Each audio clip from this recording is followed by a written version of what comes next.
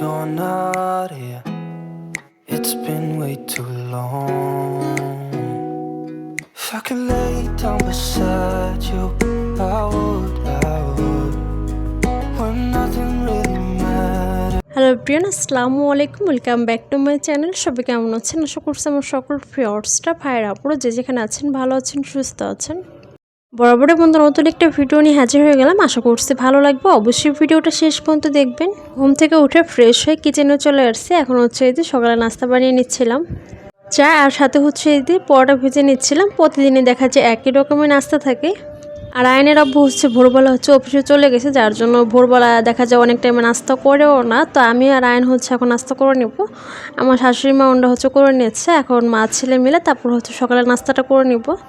আর দেখা যায় আমরা প্রতিদিনের রুটি প্রতিদিনই বানানো হয় ভাবে, কিন্তু ফ্রোজেন করে রাখিও না। আর এদিকে হচ্ছে এই যে সকাল থেকে হচ্ছে বাহিরে দেখা যায় বৃষ্টি থেমে থেমে হচ্ছে বৃষ্টি হচ্ছিল। আবহাওয়াটা খুব একটা ভালোও লাগছিল না, একঘেয়েমে চলে আসছিল বৃষ্টির কারণে।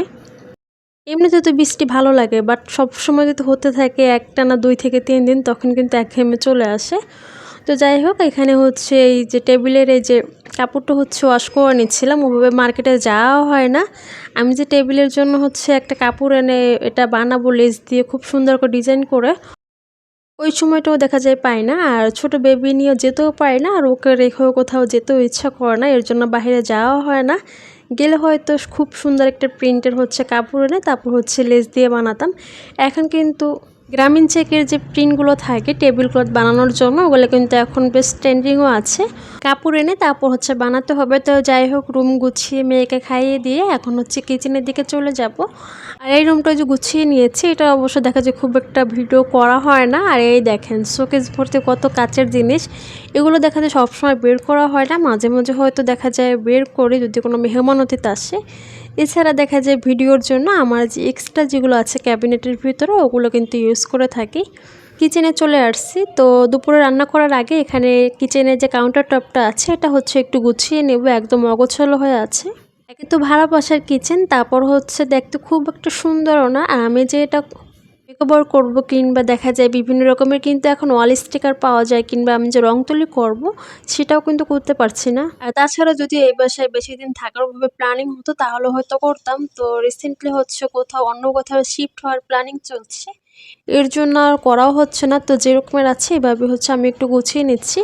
দেয়ালটা দেখেন একদম খুবই কিন্তু অগোছালো লাগছে, আর দেখতে কিন্তু খুব একটা ভালোও লাগছে না। তো যাই হোক, যেরকমের আছে এভাবে হচ্ছে আমি একটু গুছিয়ে নিব।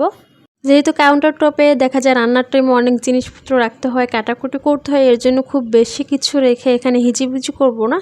যেগুলো প্রয়োজন পড়ে ওগুলো জাস্ট রেখে দিব। রান্নার টাইমে যে হাতা চামচগুলো প্রয়োজন পড়ে ওগুলো হচ্ছে এই কর্নারে রেখে দিলাম। আর সাথে হচ্ছে ছোট চামচ হাবিজিবি ওগুলো রেখে দিলাম। সাথে একটা আর্টিফিশিয়াল গাছ রেখে দিলাম যাতে দেখতে একটু ভালো লাগে। আর পিছনে হচ্ছে একটা পুরাতন চপিং বোর্ড দিয়ে হচ্ছে একটু ডিওয়াই করেছিলাম, ওইটা রেখে দিলাম। আর সাথে হচ্ছে এই যে খালি জারটা আপাতত এখানে রেখে দিলাম। এটা এনেছিলাম, ভেবেছিলাম টি কফি সুগারে জার বানাবো, মানে আরও 2টা এনে তারপর হচ্ছে টি কফি সুগারে জার বানাবো। তো আপাতত যেহেতু একটা আছে, তো আপাতত এখানে রেখে দিচ্ছি, পরে দেখা যায় এটা দিয়ে কি করি। সাথেই হচ্ছে অয়েল জার, তারপর হচ্ছে এখানে হচ্ছে মানি প্ল্যান্ট, এগুলো হচ্ছে রেখে দিচ্ছি যাতে দেখতে একটু ভালো লাগে। কিচেনের যে কোনো কর্নারে একটু মানি প্ল্যান্ট রেখে দিলে দেখতে কিন্তু বেশ ভালোই লাগে। তো আমি এই সাইডে একটা রেখে দিয়েছি, আর কাউন্টার টপের ওই সাইডে হচ্ছে আরেকটা র্যাক রেখে দিয়েছি। রান্নার টাইমে যে মশলাগুলোর প্রয়োজন পড়ে হলুদ, মরিচ, ধনিয়া গুঁড়ো ওগুলো হচ্ছে রেখে দিয়েছি। আর কর্নারে হচ্ছে আরেকটা মানি প্ল্যান্ট রেখে একদম সিম্পলি ভাবে হচ্ছে কাউন্টার টপটা গুছিয়ে নিয়েছি। এক্সট্রা কোনো জিনিসই কিন্তু রাখা হয়নি। এক্সট্রা জিনিস দেখা যায় আমার যে রুমে একটা ক্যাবিনেট আছে ওটার ভিতরে রেখে দেই, যখন হচ্ছে কিচেনে প্রয়োজন পড়ে তখন ব্যবহার করে আবার হচ্ছে রেখে দেয়। এর জন্য খুব বেশি কিছু হচ্ছে কাউন্টার টপের উপর রাখিও নেই। একে তো তেল কাজটা হয়, তারপর হচ্ছে পরিষ্কার করতে হচ্ছে কষ্ট হয়ে যায়। তো যাই হোক, এরপর হচ্ছে যে সিং এরিয়াটা হচ্ছে একটু, আর এই সাইডটা হচ্ছে এখন সিং এরিয়াটা হচ্ছে আমি একটু পরিষ্কার করে নিচ্ছিলাম, যেহেতু কাউন্টার টপটাও গুছিয়ে নিয়েছি তার সাথে কিন্তু এটা হচ্ছে ক্লিন করে নিচ্ছিলাম। আর এই কর্নারে হচ্ছে আরেকটা র্যাক রেখে তারপর হচ্ছে প্রতিদিনের যে রেগুলার ইউজ করার যে কাপগুলো থাকে চা খাওয়ার জন্য, এগুলো হচ্ছে এখানেই রেখে দিয়েছি আপাতত। এগুলো দেখা যায় রান্নাবান্না শেষ করে প্রতিদিনই কিন্তু কর্নারটা গোছানো হয়, মানে ক্লিন করা হয়। দেখা যায় যেহেতু থালা বাটি ধুয়ে এখানে কিন্তু অনেক নোংরা হয়ে থাকে। আমার চায়ের কাপগুলো খুবই পুরনো, মানে অনেক দিন হয়ে গেছে এগুলো ইউজ করছে, মানে নতুন কোনো কাপ কেনাই হয় না। মার্কেটে যে কাপগুলো দেখি ওগুলো খুব একটা পছন্দও হয় না, আর যেগুলো অনলাইনে দেখি ওগুলো এত বেশি দামি থাকে, মানে ওগুলো ইউজ করতে ভয়ও লাগে। দেখা যায় অনেকগুলো টাকা জমিয়ে তারপর হচ্ছে ওগুলো আস্তে আস্তে করে কিনতে হবে। তো যাই হোক, এখানে যে সাইডটা হচ্ছে আমি একটু ক্লিন করে নিচ্ছিলাম। তো মোটামুটি কিচেনটা একটু গুছিয়ে নিয়েছি, পরিষ্কার করে নিয়েছি। এরপর হচ্ছে দুপুরে হালকা পাতলা রান্না করবো আজকে। If I could lay down beside you, I would. When nothing really matters, that's all I wanna do. I hope that you দুপুরের জন্য এখানে ডিম নিয়ে নিয়েছি, ঝোল ঝোল করে হচ্ছে ডিম রান্না করব, আর সাথে হচ্ছে ডাল রান্না করে নিয়েছি, আর হচ্ছে পাট শাক ভাজি করে নিয়েছি। আগে ফার্স্ট অফ অল হচ্ছে এখানে এই যে ডিমগুলো হচ্ছে একটু হলুদ আর লবণ দিয়ে হচ্ছে ভেজে নিচ্ছি, আর ডাল আর হচ্ছে শাক আগেই রান্না করে নিয়েছি, ওগুলো আপনাদের সাথে শেয়ার করলাম না, জাস্ট ডিমটা একটু শেয়ার করেছি। আর ওই সাইডে হচ্ছে ভাত বসিয়ে দিয়েছি। তো এগুলো এই যে ভাজি হয়ে গিয়েছে, এখন হচ্ছে তুলে তারপর হচ্ছে একে একে মশলাগুলো অ্যাড করে দিচ্ছি। ফার্স্ট অফ অল হচ্ছে পেঁয়াজ আর কাঁচামরিচটা দিয়ে তেল দিয়ে হালকা একটু ভেজে নিয়ে তারপর হচ্ছে এখানে রসুন বাটা দিয়ে দিচ্ছি, মরিচের গুঁড়ো, ধনিয়া গুঁড়ো, হলুদ গুঁড়ো, লবণের গুঁড়ো, সব মশলা দিয়ে তারপর হচ্ছে ভালো করে মশলাটাকে কষিয়ে নিব। every night. Love to hear your voice. Not sleeping well. And I know that you're right, but you should know. তো মশলা কষানো হয়ে গেলে এখন হচ্ছে এই যে ডিমগুলো অ্যাড করে দিয়ে দিয়েছি। আর আজকে যেহেতু ডিম রান্না করবো, আমার হাজব্যান্ড ভোরবেলায় বলে গেছে, মানে একটু ঝোল ঝোল করে হচ্ছে রান্না করতে বলে গেছে। তো আমি হচ্ছে পুরো 1 মগ পানি অ্যাড করে দিলাম, একদম আজকে যে পরিমাণে ঝোল লাগে সেই পরিমাণে হচ্ছে ঝোল ঝোল করে হচ্ছে রান্নাটা করব। তো মোটামুটি 5 থেকে 7 মিনিটের মতো রান্না করে নিয়েছি, তো হয়ে গেছে। এখন হচ্ছে চুলার জালটা অফ করে দিয়েছি। দেখেন একদম ঝোল ঝোল করে হচ্ছে রান্নাটা করা হয়েছে। আর এদিকে আমার কিচেনে এই যে দেখেন ডাকাত ঢুকে গেছে, দেখেন রুম থেকে চলে আসে হাঁপুড় দিয়ে, সে হচ্ছে রান্না করে এসে আলু পেঁয়াজ নামিয়ে নিচ্ছে, কোথায় হাঁড়ি পাতিল আছে সব কিছু হচ্ছে নামিয়ে নিচ্ছে। এই যে আমার বাসার ডাকাত, তার জন্য এখনই হচ্ছে সব কিছু মানে উপরে উঠিয়ে উঠিয়ে রাখতে হয়, না হলে এসে হচ্ছে সব কিছু নামিয়ে ফেলে। ফার্স্টের এদিন শুনেছিলাম মানে এলাকায় বিভিন্ন এলাকায় ডাকাত ঢুকেছে, তখন তো ভয়ে একদম সারা রাত ঘুমাতে পারেনি। তারপরে আমাদের এলাকার বিভিন্ন ছেলেপেলেরা হচ্ছে দেখা যায় মহল্লার ছেলেপেলেরা হচ্ছে রাতে হচ্ছে মাইকিং করে তারপর হচ্ছে এখানে পাহারা দেয়। এখন আর ভয় লাগে না, এই যে ডাকাত আসলে এভাবে হচ্ছে ডাকাত দিয়ে পিটানো হবে, পিটানো। দেখেন কি শুরু করছে, চলো রুমে চলো, ঘামিয়ে যাচ্ছে চলো। তো এই যে বাইরে কিন্তু এখনো একটানা বৃষ্টি হচ্ছে। দুপুরে খাওয়া দাওয়া শেষ করে একটু রেস্ট নিয়েছিলাম, দেখেন এখনও কিন্তু থেমে থেমে হচ্ছে বৃষ্টি হচ্ছিল। তো যাই হোক,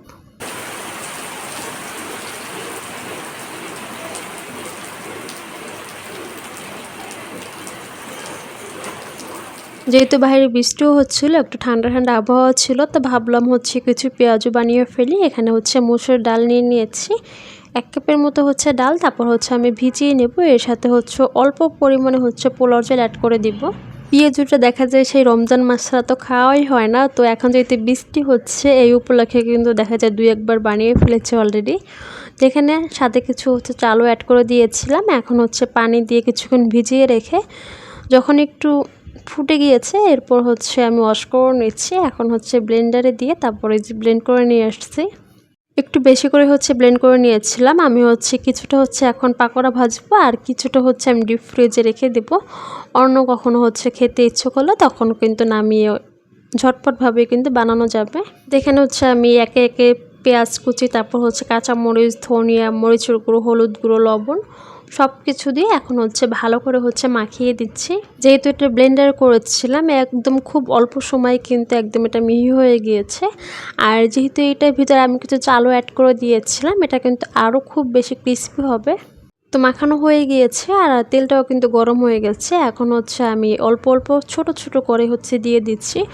মেলাতে যেরকমের বানিয়ে থাকে একদম ছোট ছোট টাইপের, ওভাবেই হচ্ছে আমি পেঁয়াজগুলো ভেজে নেব। এভাবে কিন্তু খেতে আরও বেশি মজার হয় আর একদম অনেক কিন্তু মুচমুচে হয়ে থাকে।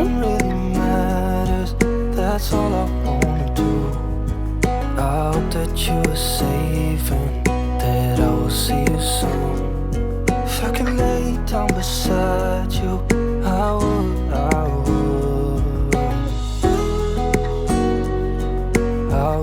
তো হয়ে গেছে, দেখেন খুব সুন্দর কিন্তু একটা কালার হয়েছে। এখন হচ্ছে আমি নামিয়ে নেব, একইভাবে কিন্তু আমি বাকিগুলোও কিন্তু ভেজে নিব। তো অলরেডি কিন্তু অনেকগুলো ভাজা হয়ে গেছে, আমি হচ্ছে বাকিগুলোও কিন্তু ভেজে নিচ্ছি।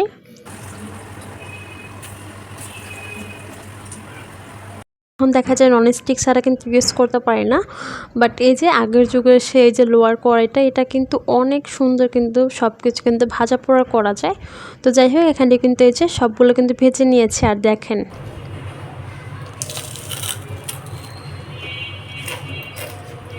কতটা মুচমুচে হয়েছে, আওয়াজে কিন্তু বুঝতে পেরেছেন।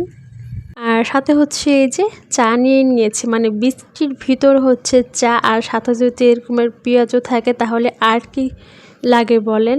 তো আমার জন্য তো একদম পারফেক্ট, বৃষ্টির ভিতরেও হচ্ছে পেঁয়াজও কিংবা বিভিন্ন রকমের পাকোড়া আর সাথে যদি চা থাকে, মানে এটার থেকে বেস্ট মনে আর কিছুই মনে হতে পারে না। তো ঠিক আছে, আজকের মতো ভিডিওটি এখানে শেষ করে দিচ্ছি। সবাই ভালো থাকবেন, সুস্থ থাকবেন। আবার নেক্সট ভিডিওতে দেখা হবে। আল্লাহ হাফেজ, আসসালামু আলাইকুম।